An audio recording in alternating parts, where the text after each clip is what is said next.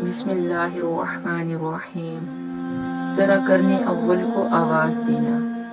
حضرت جی فرماتے ہیں آج ایسے چہرے نظر نہیں آتے جو راتوں کو جاگتے تھے اور صبحوں کے وقت میں استغفار کیا کرتے تھے اور سسکیاں لے لے کر روتے تھے اور اپنے روٹھے ہوئے رب کو منایا کرتے تھے۔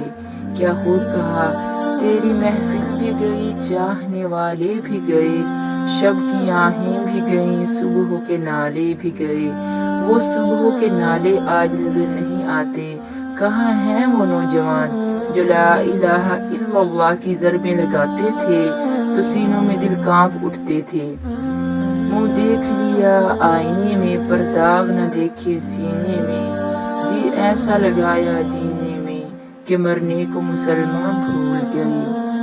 تکبیر تو اب بھی ہوتی ہے مسجد کی فضا میں اے انور، تکبیر تو اب بھی ہوتی ہے مسجد کی فضا میں اے انور، جس ضرب سے دل ہل جاتے تھے وہ ضرب لگانا بھول گئے۔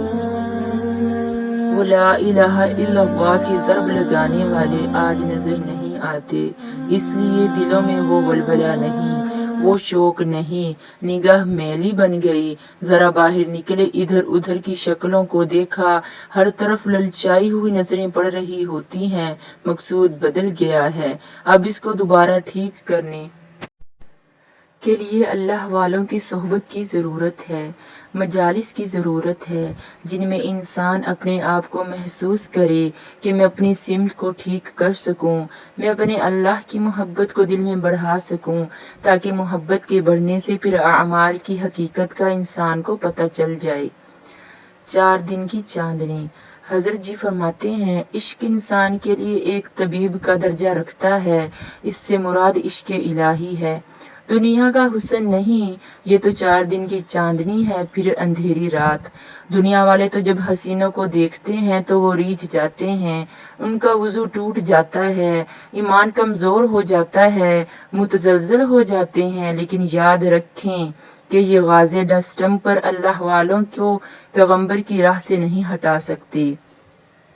خاک ہو جائیں گے قبروں میں حسینوں کے بدن، خاک ہو جائیں گے قبروں میں حسینوں کے بدن، ان کے ڈسٹم پر کی خاطر راہ پیغمبر نہ چھوڑ۔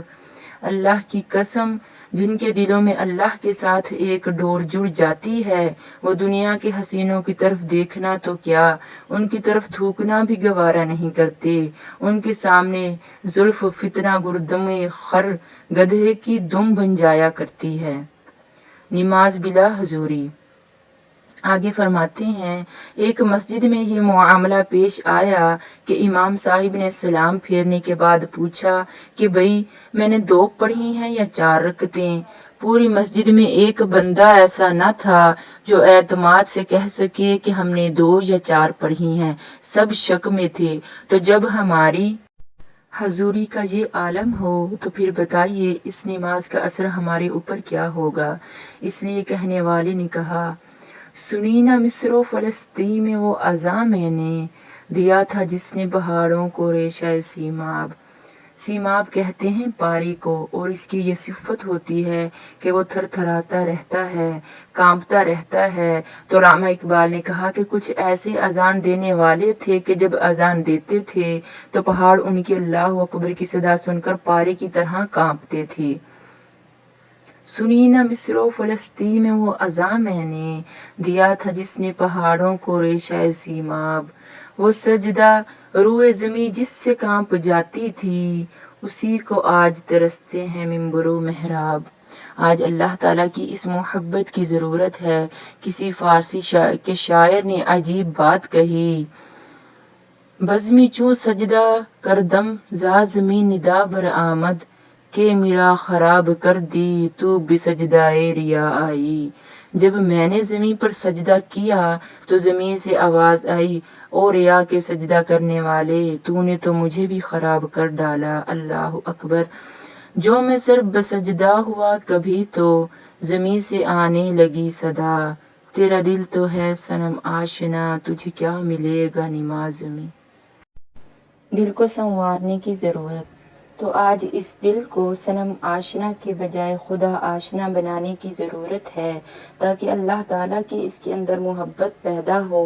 پھر ہمیں اعمال کی کیفیت اور قرآن مجید کے پڑھنے میں لطف اور مزہ آئے گا۔ ہمارے اسلاف کو تلاوت میں وہ مزہ آتا تھا کہ راتوں کے گزرنے کا پتہ نہیں چلتا تھا۔ یہ اس لیے کہ ان کے دلوں میں اللہ رب العزت کی محبت شدت کے ساتھ تھی۔ ان کو یہ مقام حاصل تھا، اس لیے ان کے بارے میں کہا گیا دن کو وہ گھوڑوں کی پیٹھ پر ہوتے تھے اور راتوں کو مسلح پر کھڑے ہو کر گزار دیتے تھے۔ یہ کیسے؟ سارا دن تھکنے کے بعد تو آرام کی ضرورت ہے۔ معلوم ہوا کہ مسلح پر کھڑے ہونے سے ان لوگوں کو آرام مل جایا کرتا تھا۔ اس لیے ہمارے ایک شیخ نے فرمایا کہ مبتدی کے لیے عبادت دوا کی مانند ہے اور منتہی کے لیے عبادت غذا کی مانند ہے۔ دوا سے بندہ گھبراتا ہے، لیکن جب اس راستے پر چل پڑتا ہے تو پھر عبادت غذا کی مانند بن جاتی ہے۔ پھر اس کا دل چاہتا ہے کہ میں اللہ کی عبادت میں مصروف رہوں۔ اس لیے کتنے واقعات ہیں کہ رات پوری کی پوری عبادت میں گزار دیا کرتے تھے۔ سیدہ فاطمہ الزہرا رضی اللہ تعالی عنہا کے بارے میں آتا ہے کہ عشاء کے بعد 2 رکعت کی نیت باندھی، اللہ رب العزت کا کلام پڑھتی رہیں۔ دل میں کچھ ایسا لطف اور ایسا مزہ تھا کہ جب سلام پھیرا تو کیا دیکھتی ہیں کہ صبح صادق کا وقت قریب ہے۔ دعا کے لیے ہاتھ اٹھائے، آنکھوں میں آنسو نکل آئے اور یہ دعا مانگی، اللہ میں نے تو 2 ہی رکعت کی نیت باندھی تھی، تیری راتیں کتنی چھوٹی ہیں کہ 2 رکعت ہی میں تیری رات ختم ہو گئی۔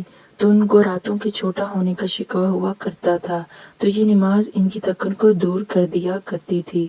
آج کل کے نوجوان چھٹی کی رات میں ویڈیو لے کر آتے ہیں، چھٹی کی رات میں 6 گھنٹے اسکرین پر تماشا دیکھتے ہیں اور 6 گھنٹے کے بعد کہتے ہیں کہ ٹائم گزرنے کا پتہ ہی نہیں چلا۔ بالکل اسی طرح ہمارے اسلاف بھی جب قرآن کھول کر بیٹھتے تھے یا مصلی پر کھڑے ہوتے تھے تو ان کو بھی ٹائم گزرنے کا پتہ ہی نہیں چلتا تھا۔ تو ہمیں یہ کیفیت اپنے دلوں میں پیدا کرنی ہے تاکہ ہمارے دل اللہ رب العزت کی عبادت کے اندر لگیں اور اللہ کے حکم کی تعمیل کا جذبہ ہمارے دلوں میں آ جائے۔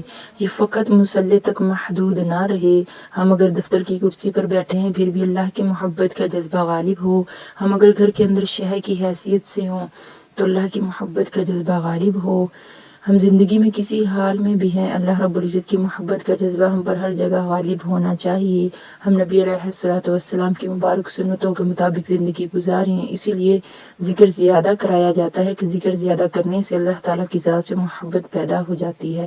یہ اصول یاد رکھیے کہ ذکر کی کثرت سے ذات کی محبت پیدا ہو جاتی ہے۔ یہ محبت بھی مقناطیس کی طرح ہے، اس کا بھی اثر ہوتا ہے جس طرح مقناطیس کا اثر لوہے پر پڑتا ہے، اس کی بھی ایک لہر ہوتی ہے۔ جب اللہ والوں کے پاس کچھ وقت گزارتے ہیں تو ایسے نیک اور صالحین کے دلوں کے عکس دوسرے آدمی کے دلوں میں جذبہ پیدا ہو جاتا ہے، پھر وہ بھی اپنے دل میں اس کے اثرات محسوس کرتے ہیں۔ مجھ کو نہ اپنا ہوش نہ دنیا کا ہوش ہے، بیٹھا ہوں مست ہو کہ تمہارے جمال میں۔ تاروں سے پوچھ لو میری روداد زندگی، تاروں سے پوچھ لو میری روداد زندگی، راتوں کو جاگتا ہوں تمہارے خیال میں۔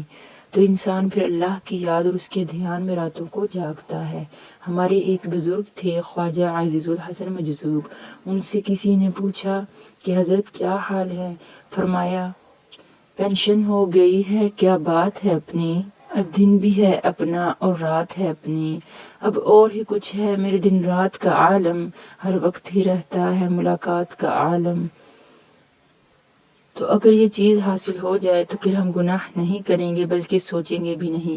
اٹھنا بیٹھنا چلنا پھرنا ہر چیز اللہ رب العزت کے حکموں کے مطابق ہو جائے گی، پھر انسان نفلوں کے ذریعے اللہ تعالیٰ سے ملاقات کے بہانے ڈھونڈے گا۔ بندگی سے ہمیں تو مطلب ہے، ہم ثواب و عذاب کیا جانیں، کس میں کتنا ثواب ملتا ہے، عشق والے حساب کیا جانے۔ تو اللہ رب العزت کی محبت ایسی نعمت ہے کہ ہمیں ہر دعا میں اسے مانگنا چاہیے۔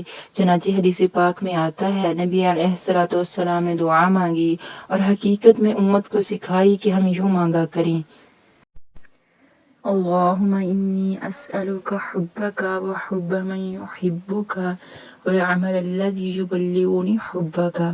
یا اللہ میں آپ کی محبت اور جو آپ سے محبت کرنے والے ہیں ان کی بھی محبت کا سوال کرتا ہوں، اور ایسے عمل کی محبت جو مجھے آپ کی محبت تک پہنچا دے۔ اللہ میں ان عملوں کی محبت کی بھی درخواست کرتا ہوں۔ اگر یہ چیزیں نصیب ہو گئیں تو انشاءاللہ ہمیں مقصود حقیقی حاصل ہو جائے گا اور زندگی کا مقصد ہمارے لیے پورا کرنا بہت آسان بن جائے گا۔ اللہ تعالی ہمیں اپنی سچی محبت عطا فرمائے، ایسی محبت کہ جو ہمیں اللہ کی طرف مشغول کر لے۔